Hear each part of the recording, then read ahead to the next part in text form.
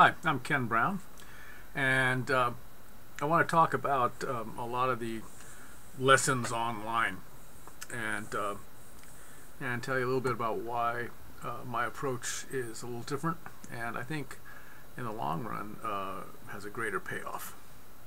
It's like that old saying, if you teach a man to fish, it's much better than just giving him food. And the same goes for guitar and learning jazz.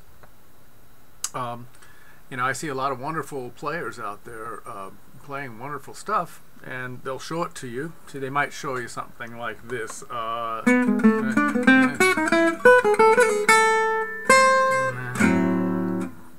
That's and so you can pick that up, and it's a nice lick. But if you don't know how it was constructed and what devices were used to actually construct the lick, then you're not really learning much. I mean, you're not really being accomplished, and an accomplished player would be able to know what exactly is going on, how the lick was constructed, how to construct hundreds of more licks that are just like that or similar, because you understand what's behind it. You understand the theory behind it. And a lot of people kind of poo-poo theory, and they say, oh well, you don't have to learn any theory, I'll just show you something directly, and I'll just show it to you and then you can play it. But I get students all the time that will play something really neat, and they only will play it once because they learned it in the context of a particular tune, and they never use it again because they don't know how to use it. They don't know how to take it and to use it in other places. And one of the big points of my teaching is what I called recycling of tonal materials. We all have the same basic tools, like arpeggios, different scales, and depending on how we use those things, they can be used in many different contexts. So that's another thing that one needs to know, that really multiplies how much you can do by taking a concept and applying it over many things. So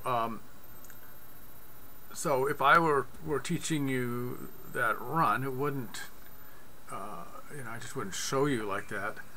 But I'll give you an example of how I would break that down. First of all, we're playing against A minor chord, and the important thing is to see the shape of this chord. This is actually a chord also. All those notes are part of an A minor, so you have to be able to see this shape and be able to play it with the same finger. See how I'm playing with the second finger. So the concept here is targeting. We're targeting the chord tones, but with the same finger. And the reason is so that we can apply some little formulas. Like here would be one formula. If we could go above the note and then below the target tone and then to it. That creates a little tension. I kind of call that enclosure also, because we're enclosing this chord tone with notes on both sides. We could do that also, but that note doesn't really, not in the key, that works a little better. Okay, so I'm targeting the root, then the third, then the fifth, then the root again, and then the third again. If I wanted to connect.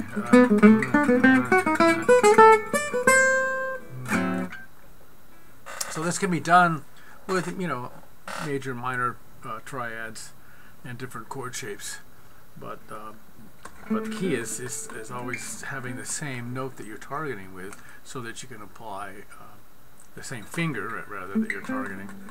Then you can apply the same formulas.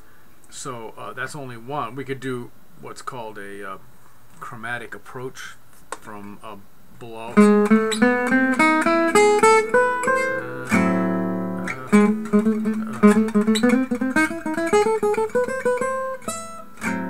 Right? Django would do that kind of thing all the time because he would use two. How he actually comes up with the lines that he did. When I go through his method book, and I'm just blown away at how he comes up with these wonderful lines. And there's no real explanation. Two fingers, Right, so that's a chromatic approach. So the idea is that you want to know the theory that goes behind it, so that you could construct your own. And so with my online lessons, you'll learn how to put together musical phrases and how they're constructed. And that's the thing that would always stymie me, and that was a real sticking point. Even when learning from, I've learned from a lot of the I've learned from Joe Pass. He's been in my studio, and the thing that was always so hard to get is how he actually comes up with the lines that he did. When I go through his method book, and I'm just blown away at how he comes up with these wonderful lines. And there's no real explanation. For him, he kind of learned simply by ear, and that's certainly a great way to do it. And I do teach that also, because you have 4 things that need to be addressed and used equally well, and that's seeing, doing, hearing, and understanding. Now, seeing means like being able to look at a note, and of course doing would be the playing of it, and hearing, hearing it and identifying it, what it is that you're hearing, and understanding, that's the theory behind what you're doing. All those things kind of interweave together. So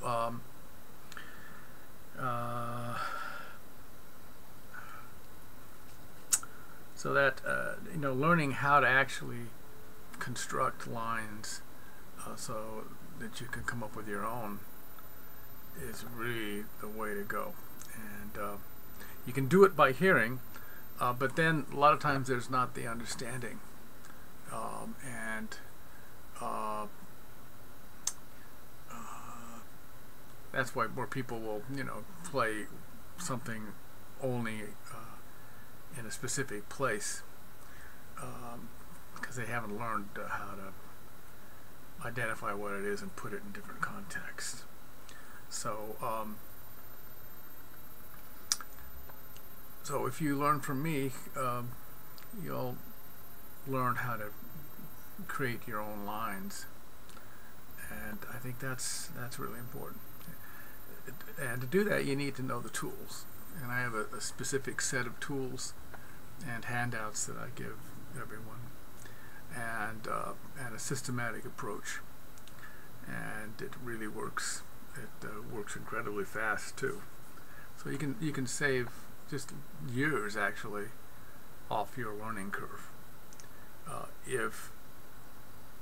if you're launched correctly with learning the guitar.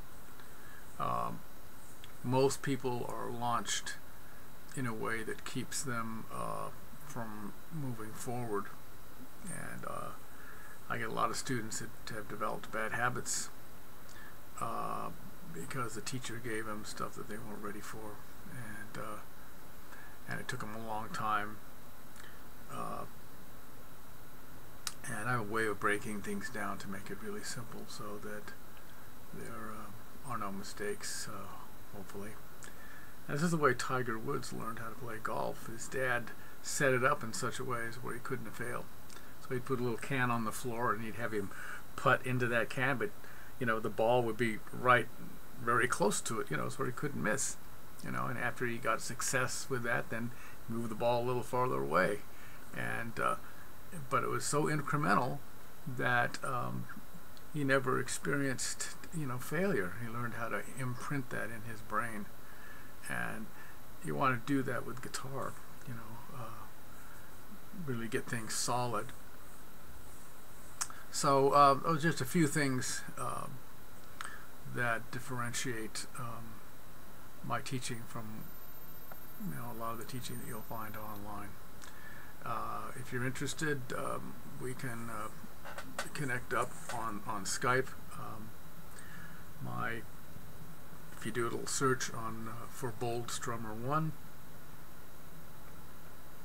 when you get onto Skype, you can just do, I think it's add contact, and type in Bold Strummer 1, and then it should find me, and then we can set up a lesson time and do it. So my camera here is able to zoom in also, so that you can really get a good look, you know, at my fingers and what I'm doing while I'm showing you. So it's pretty good. I've got students worldwide. I have students in China even. So I'll be glad to work with you, and so if you're interested, just hit me up. You can drop me an email at guitarkenbrown@gmail.com, and we can get the process rolling. Take care.